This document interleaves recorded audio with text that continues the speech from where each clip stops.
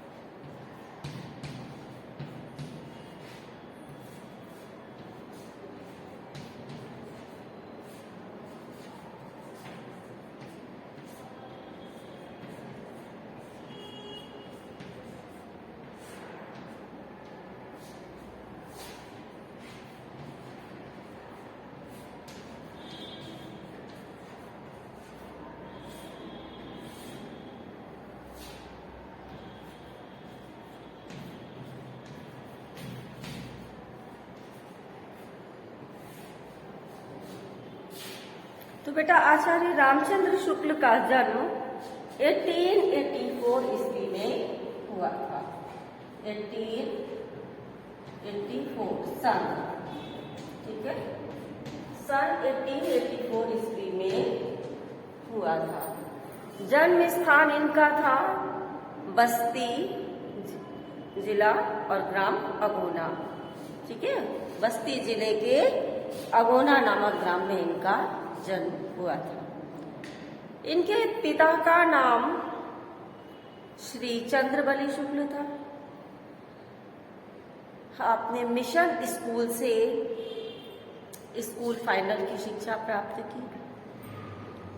नागरिक प्रचारणी सभा की पत्रिका जो थी ये इसका संपादन किया। इनकी जो लेखन विधा थी निबंध संग्रह, आलोचना और साहित्य इतिहास आदि थी। भाषा इनकी जो थी वो थी प्रांजल और सामासिक शैली थी। ठीक है, भाषा प्रांजल थी, शैली सामासिक थी। प्रमुख रचनाएं इनकी हैं रश्मिमांसा, चिंतामणि आदि आलोचना, मित्रता अध्ययन, निबंध, हिंदी साहित्य का इतिहास, साहित्य इतिहास आदि इन्होंने लिखा है। उनका निधन था मृत्यु, इनकी मृत्यु 1941 ईस्वी में हुई थी। हिंदी साहित्य में स्थान अगर हम लिखेंगे तो क्या लिखेंगे? हिंदी के युग प्रवर्तक आलोचक के रूप में प्रसिद्ध थे। तो बेटा ये जो हमने बताया आपको अभी, ये था सूक्ष्मावलोकन। सूक्ष्मावलोकन माने किसी भी लेखक का जब हम जीवन परिचय लिखते हैं तो बेटा उसकी कुछ संक्षिप्त विशेषताएं जो होती हैं हम सूक्ष्मावलोकन में लिखते हैं, उसके बाद हम उसको विस्तार से पढ़ते हैं। तो इनकी मृत्यु सन 1941 ईस्वी में हुई। ये खुद था जन्म आपका, मृत्यु सन 1941। ठीक है, हमने जन्म और मृत्यु लिख दी है। क्लियर दिख रहा है आपको? तो बेटा समीक्षा के क्षेत्र में आचार्य रामचंद्र शुक्ल का मूर्धन्य स्थान है। इनका जन्म 1884 ईस्वी में बस्ती जिला के अगोना नामक ग्राम में हुआ था। इनके पिता श्री चंद्रबली शुक्ल थे, जिनकी प्रारंभिक शिक्षा दीक्षा अपने पिता के पास ही राठ तहसील में हुई थी। 1901 में इन्होंने मिशन स्कूल से स्कूल फाइनल की परीक्षा पास की। गणित में कमजोर होने के कारण ये आगे नहीं बढ़ पाए थे। मिर्जापुर के पंडित केदारनाथ पाठक प्रेमघन के संपर्क में आकर इन्होंने हिंदी, उर्दू, संस्कृत एवं अंग्रेजी साहित्य का गहन अध्ययन किया, जो बाद में इनके लिए अत्यंत उपयोगी सिद्ध हुआ। थोड़े समय के लिए इन्होंने मिर्जापुर के मिशन स्कूल में चित्रकला के अध्यापक के पद पर भी कार्य किया। 1908 में नागरी प्रचारणी सभा में हिंदी शब्द सागर के सहकारी संपादक के रूप में बुलाए गए। इन्होंने पर्याप्त समय तक नागरी प्रचारणी पत्रिका का संपादन भी किया।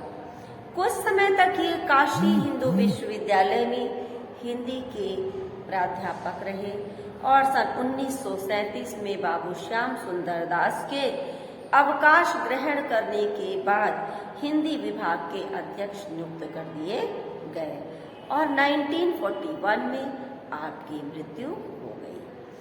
तो हिंदी साहित्य में शुक्ल जी का प्रवेश एक कवि और निबंधकार के रूप में हुआ। इन्होंने अंग्रेजी और बांग्ला से कुछ सफल अनुवाद भी किए। क्या किया? अनुवाद करना मैंने एक भाषा में लिखे गए किसी साहित्य को अपनी भाषा में परिवर्तित कर देना।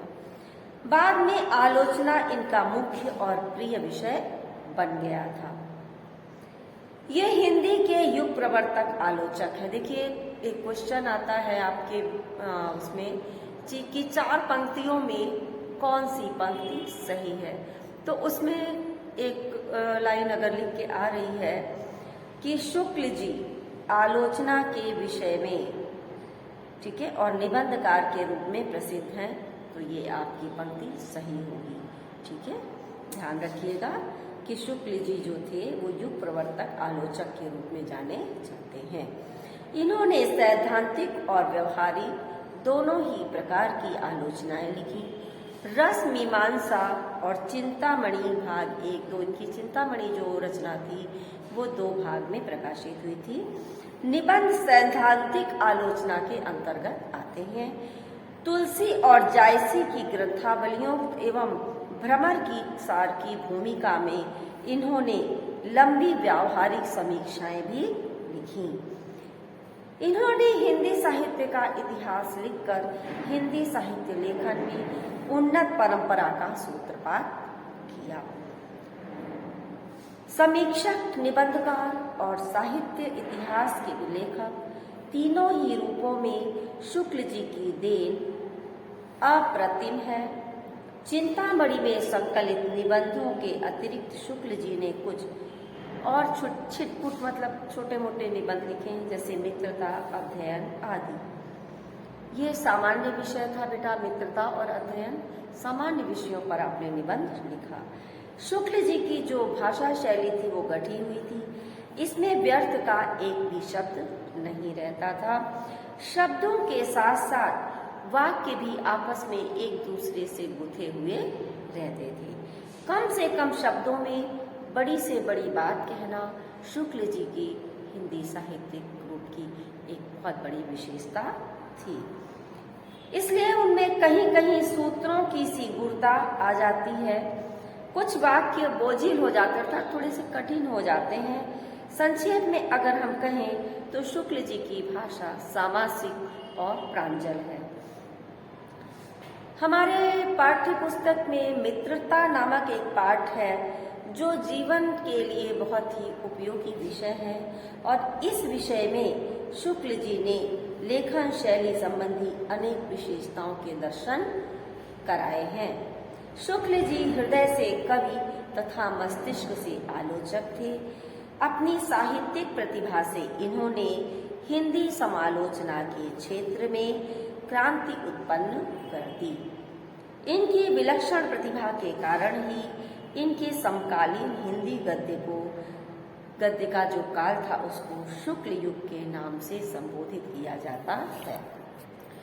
शुक्ल जी ने बेटा कुछ अन्य जो रचनाओं का संपादन किया वो भी हम आपको बता दें। जायसी ग्रंथावली, तुलसी ग्रंथावली, भ्रमर गीत सार, हिंदी शब्द सागर, काशी नागरी प्रचारणी पत्रिका का कुशल संपादन आपने किया था। इसके अतिरिक्त इनकी कुछ कहानियां और भी हैं, जैसे 11 वर्ष का समय, इनकी काव्य रचना है अभिमन्यु वध और कुछ अन्य भाषाओं से हिंदी में अनुवाद भी की है, जिसमें मेगास्थनीज की भारतवर्षीय विवरण, आदर्श जीवन, कल्याण का आनंद, विश्व प्रबंध और बुद्ध चरित काव्य आदि प्रमुख है। आगे हम हिंदी साहित्य में स्थान बेटा लिखेंगे तो यहाँ पर लिखते हैं, हिंदी निबंध को नया आयाम देकर उसे ठोस धरातल पर प्रतिष्ठित करने वाले शुक्ल जी हिंदी साहित्य के मूर्धन्य आलोचक, श्रेष्ठ निबंधकार, निष्पक्ष इतिहासकार, महान शैलीकार और युग प्रवर्तक साहित्यकार के रूप में सदैव स्मरणीय रहेंगे। वे हृदय से कवि थे, मस्तिष्क से आलोचक और जीवन से अध्यापक थे। हिंदी साहित्य में इनका मूर्धन्य स्थान है और इनके समकालीन हिंदी काल को, हिंदी का जो गद्य काल था उसको शुक्ल युग के नाम से संबोधित किया जाता है। तो बेटा ये रहा आपका जीवन परिचय। जीवन परिचय आप अपनी फेयर कॉपी में लिखेंगे। अब जो भी कार्य हम आपको भेजते रहेंगे उसे आप फेयर कॉपी में ही करेंगे, क्योंकि बेटा आपका सिलेबस स्टार्ट हो चुका है और उसको समय से पूरा करना आवश्यक है। सभी बच्चे प्रतिदिन अपना कार्य पूरा करें और पूरा करके अपने कॉपी ग्रुप में जरूर प्रेषित करें। प्रतिदिन का 1 अंक आपको प्राप्त होता है। जो बच्चे अनुपस्थित होते हैं उनका 1 अंक कट जाता है, जो कि आपकी परीक्षा में जोड़ा जाएगा। इसलिए सभी लोग अपने कार्य पर अवश्य ध्यान दें। Thank you.